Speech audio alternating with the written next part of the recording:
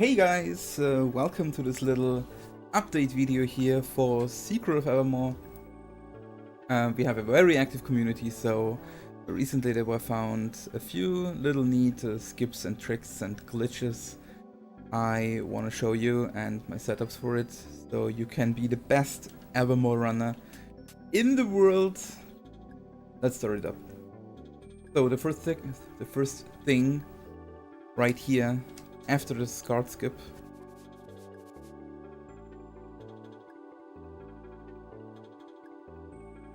make a save state here. It's a little enemy spawn manipulation. On the far right side of the screen there is a nasty flower, and we can despawn that one. All you have to do is you switch to the boy and you walk down here. That's it, actually. You walk further down here than usual so that the screen scrolls a bit. You can take this little dark patch of land here as a visual cue, walk onto that patch of land far enough down, then right up, walk past the flowers, and usually that already is enough to let the flower despawn. What you additionally can do to raise the possibility to despawn the flower actually to almost 100%, like it can still not despawn, Evermore is Evermore, but almost 100%, guaranteed almost. Run as far right as you can. I usually run onto this patch of land here and then right up. And that's, if you do it in one go, will usually, for a very high chance, despawn this flower here. Let me show it real quick one more time. Down here, up here. Walk far to the right onto the patch of land, diagonally up, and this flower is done. You can loot the clay and be done with this. Enjoy it without having to slap the flower, which is really convenient. This saves about 0.3 seconds, so it's nothing big, it's just a bit convenient. So you don't have to slap that flower and walk past it, because it's always nice when it's not even there. Good. This trick was found by, I think it was found by Kroik, or by Skarsnikas, or both.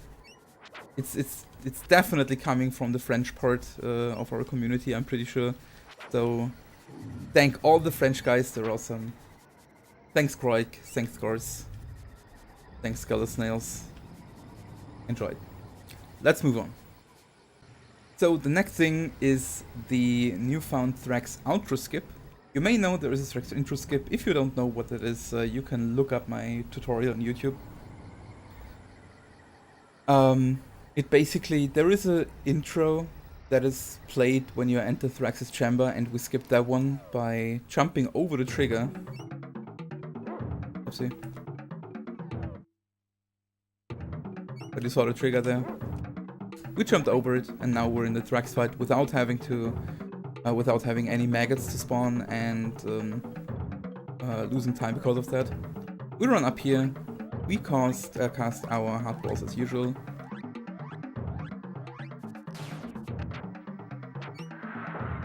Not so good roll. Then you run down with the boy and wait until now. The hard balls almost touch the heart, and that's the perfect timing. You run down into the trigger and Thrax did not die. In that case, you can try run up with the boy into the heart chamber, smack the heart, and if you're fast enough, it still works. It still works. You can always try that, and you don't lose much time because of that. So let's try it again.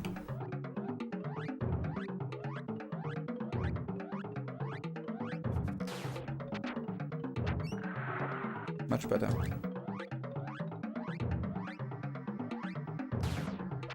Run into the trigger. And Thrax did still not die. Let's see if we can kill him. Nice. And he's dead. Perfect. So, what this does is we are now able to move our characters while Thrax is dying very soonish. Do you see? Do you see that? I can wiggle around with my dog. So now the only thing we have to wait now is for Thrax's sprite to disappear. Because you can see I'm wiggling around, but I'm still blocked by Thrax, unfortunately. And that is right after the last explosion, when the screen flashes white.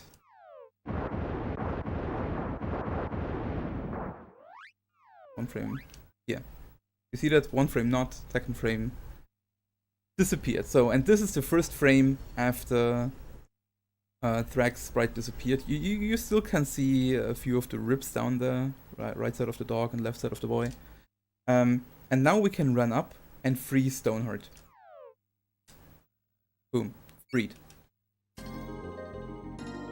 And now, while the first fanfare is played, you can mash the first 3 text boxes here, and that already saves 4 seconds. Then you have the fanfare where you get the spider's claw, and you mash through the rest of the text boxes, and proceed normally. Of course, you have to. You cannot leave early. You have to wait until Stoneheart leaves the room before you can do it. So, but there's more to it. Let's do it again. Now we do the advanced stuff.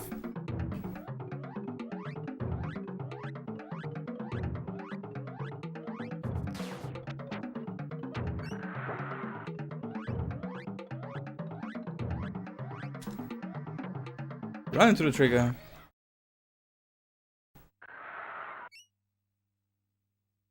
So, and now you can do it blind if you want, but that's really hard since the screen flashes white and you have no idea where your characters are.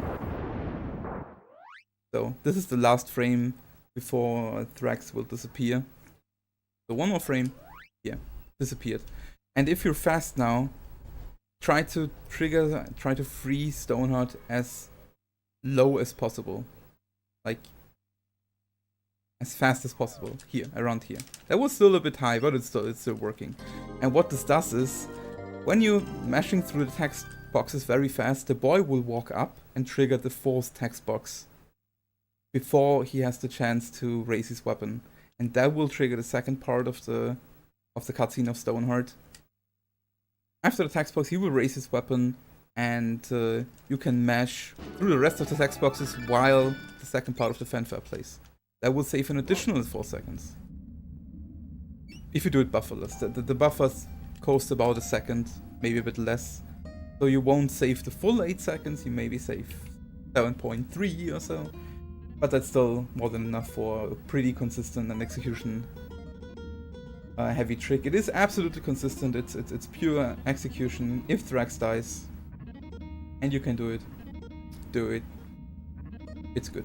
So, I said this saves either 4 or 8 or a bit over 7 seconds, depending on if you get the light or the full one.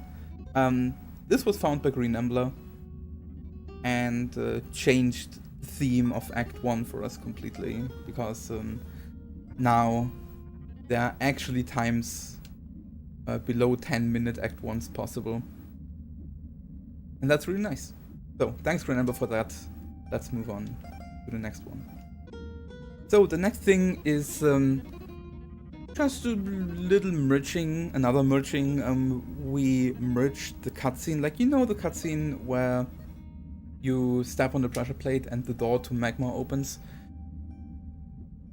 We will merge this cutscene into the screen transition right after. How to do that is, first you run the main room of the sewers here with the boy. We used to do that with the dog. And it turned out that the boy is even a few frames faster than the dog here, which is not important, but it's convenient. We do a save here. So, and here, it's actually pretty simple. It looks like this. So, that was basically the trick. So what you have to do step by step is, you run up with the boy, you can hold up left when entering this room here. I would not recommend it because depending on the subpixel you're on, the boy may, like this, may stuck on that corner here. It works very often that the boy slips into the pipe when just holding up left, but you should hold up left until you're here. Hold up a bit and then left into the pipe. So as soon as the boy disappears and is right before the screen transition, like about here, you can press select and be the dog. If you're a bit slow, hold down and left while in the screen transition, so the dog will then be about here, and if you hold down left, you will run onto the plate. If you're fast, the dog will be about here, and you just have to hold left to step on the pressure plate. So, up left, switch, hold left, and you hear that sound that the dog stepped on the plate. So, while the cutscene is ongoing, you cannot move your characters. The characters are uncontrollable while the cutscene plays. This will end you up here. You will always end up here in that on this corner here. You will never slip up to enter the pipe. You're basically stuck in this corner here. So you cannot go right, you cannot go up. You don't want to go up. You want to enter the pipe on the right side there. So what you want to do is, while the cutscene plays, while the door opens, you hold A and down right. And as soon as you see the stamina bar of the dog depleting, you switch from down right to up right. What the dog will do is this then. And walk into the trigger. So, one more time. Now, hold down right and A, stamina bar, hold up right, and you're fine. So, this saves about 1 to 1.5 seconds, depending if you do it really fast. And it's actually, it looks much harder than it is, really. Try it a few times, you will get it very fast. And it's also very consistent. It's just a little neat skill. This was a trick that is actually pretty old and was found by the Angry Panda as a TAS trick. It was never RTA viable, but Sigma brought it up recently again on his stream. And I worked on it a bit, and I found a way to make it RTA viable. So that's that. Enjoy. Next one. So last but definitely not least, because it's the biggest time save of these 4 little tricks, is the second bridge skip that was recently found by Green Ambler in the ruins here. So what we used to do is, we fell down the bridge here and used the wing after killing the monk and getting the spear, because here is a trigger. If you step on this trigger here, you cannot move your character anymore, and the game is calling the dog to collapse the bridge. Like that. And now you can move again. You can, like, this trigger is a very small trigger, like usually in that game overall, so you can aggressive leash the boy over it. It's very, very nitpicky, it's not consistent, but it's consistent. With my setup, I made it at least consistent enough to do it into runs, at least worth it for me. It's just a bit like Thrax intro skip, like all passes lead to Rome, or at least many passes lead to Rome. So if you want to try and mess a bit around with it, you may find a better setup. My setup here has a about 70% chance to save 7 to 10 seconds. And it's like this. You let the dog stay at the start.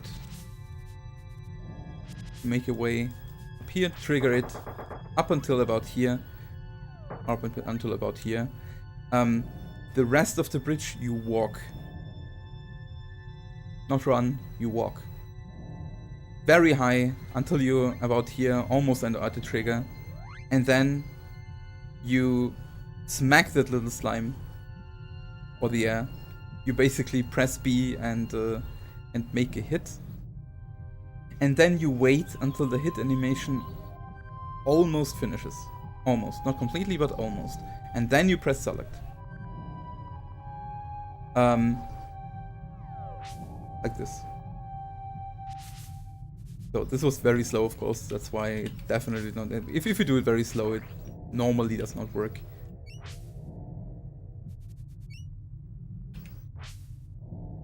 That worked though.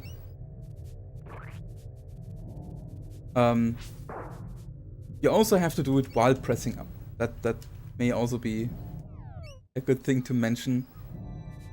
So don't release up. Start walking. Walking, hit, select, and the boy fell. So there are a few things that can happen. Either it works and the boy will run past the trigger,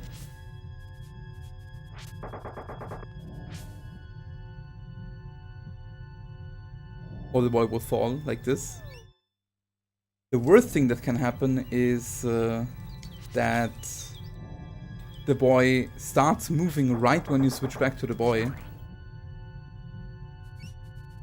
This worked now, was the first try. And that will trigger the trigger, and you have to wait all the time for the dog to coming up. What also can happen is that it just does not work. That the boy did not move at all, and you have to do it again, basically. If it did not work,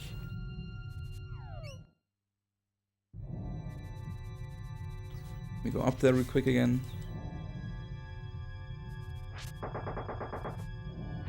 Let's say the thing is that we're standing here, and now we switch to the dog and back to the boy, and he's still standing here. Then move a bit down, a bit up again, make another hit, and then just do it again. And see if it worked, like this. There, this worked. I stepped on the trigger now, right when, because the boy moved right when I switched back to the boy. But he moved, at least. So, also a very important part is you have to give the boy time to move. So you want to let the camera scroll as slow as you think is needed for the boy to move. I like to give to let at least the dog be on the screen before switching back. Like this. Sometimes you can see the boy move, especially if you don't do it first try. If you try it second try, you can watch the boy when he starts moving immediately while the camera already scrolls. You can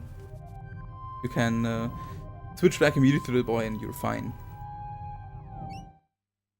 But yeah, that was the first part. Let's make it again real quick. Run up, walk a bit, smack, switch, wait until the dog is on screen. We made it past first try. So, this was the first part of the trick. The second part of the trick, now usually you switch it back to the dog to make a bit up time up. You run up to the monk.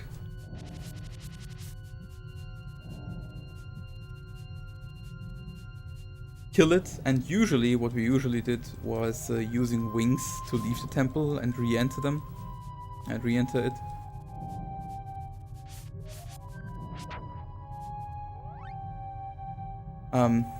Like this. We killed it, we opened the menu, we used wings, and it was fine.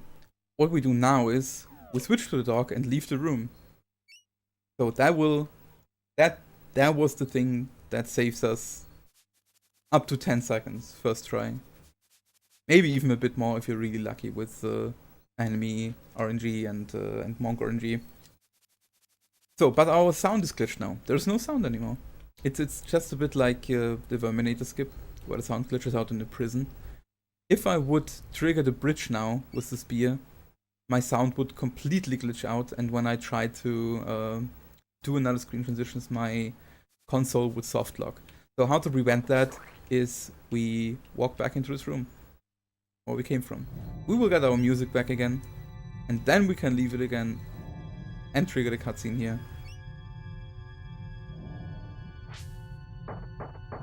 And we can proceed normally into the Megator fight. So, another thing that is definitely worth mentioning is this room here. The pressure plate skip. So, what you want to do is you want to leash this dog, of course, past the pressure plate. But you see what happens when the boy is aggressive. He's walking around aimlessly, trying to hunt rats or dancing fools up there. I'm actually the dog. You can see me wriggle around and the boy is still pretty aggressive. So it's hard to keep him in check. So if you want to be safe, you can place him.